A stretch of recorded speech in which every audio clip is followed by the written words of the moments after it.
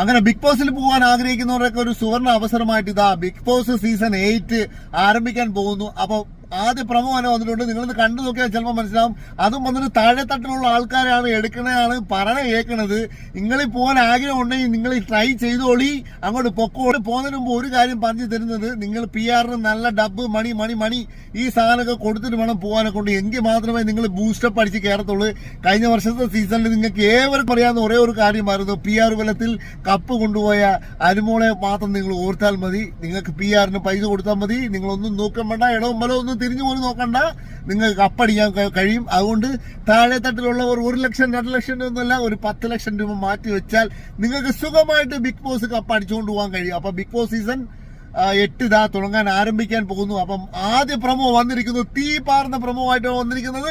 Iron box എടുത്ത് ലാലേട്ടൻ ഇങ്ങനെ തേക്കുന്നതാണ് വന്നിരിക്കുന്നത്. വെച്ചാല് തേപ്പൊട്ടി പോലെ ശക്തമായിരിക്കും സീസൺ 8 എന്നാണ് പറയുന്നത്.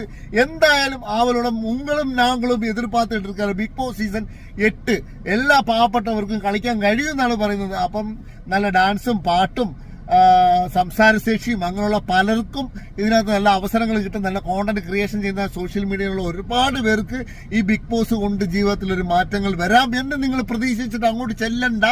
ഇവിടെ പുറത്ത് നല്ല ട്രോള് കിട്ടും. വഴിയിൽ പോകുന്നതും വയ്യാവേലി എടുത്ത് കടിക്കുന്ന പാമ്പിനെടുത്ത് തോളിലിട്ടിട്ട് പോകുന്ന ഒരു അവസ്ഥയായിരിക്കും ബിഗ് ബോസിൽ പോകുന്നവരോട് എനിക്ക് പറയാൻ ഇത്ര മാത്രമേ ഉള്ളൂ. അങ്ങനെ ബിഗ് ബോസ് സീസൺ 8 ആരംഭം ഇത് ആരംഭിച്ചിരിക്കുന്നു. ഇതായിരുന്നു ലാലേട്ടൻ നിങ്ങൾക്ക് പറഞ്ഞു തന്നിരിക്കുന്ന ആദ്യത്തെ പ്രമോ.